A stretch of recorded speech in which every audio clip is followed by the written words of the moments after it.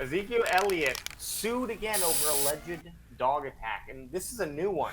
Yeah, well, it's happened around the same time, but it's just getting brought up. It happened May Okay. 20th. Man, it's like, look at these dogs, though. Look at that.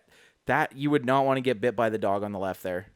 No, these two, I could handle. I give them a good kick, and they're gone. I give him a good kick. That dog would take you down. That's the one. The funny thing is, So okay, what's happening? Is he walking him off leash? What's going on? They were working. They were landscapers working in the yard, and his dogs got out. But I read something that he trains them as like guard dogs. So when they get out, they're trained to attack people. Oh. If I lived in any, and I'm only assuming, I've never seen Zeke Elliott's house, but if I'm living, like, I would want a dog that is going to attack. My dog's lovely. He's a great dude. I don't know how well he's going to do if someone actually bum rushes me. Like, he's scary and barks, but if someone's coming in with a vengeance, like, he's probably going to hide from what I've seen when we're running and stuff like that. Zeke doesn't have to worry about people breaking in. Those dogs will absolutely maul them. Because this is the third one.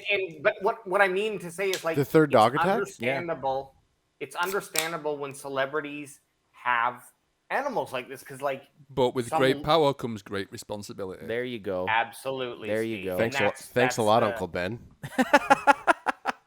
So the dog attack.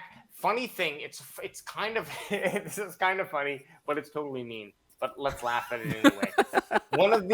One of the accusers, not this one, because this has happened multiple times. Yeah. Was a pool cleaner lady who said she got bit and dragged by Ace, who was Zeke's Rottweiler. Oh yeah, that's the and big then one. As she was being dragged, these two little shits came up and were biting her legs.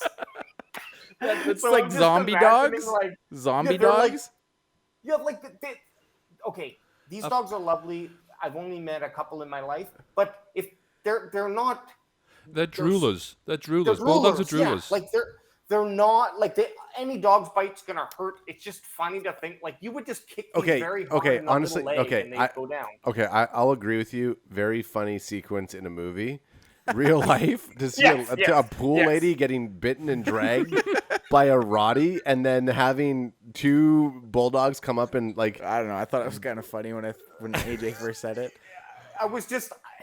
So the context, Adam, is I'm seeing this photo and I'm looking at, those are two little dogs, but obviously the fucking Roddy there is a thick boy. He's going to take me down.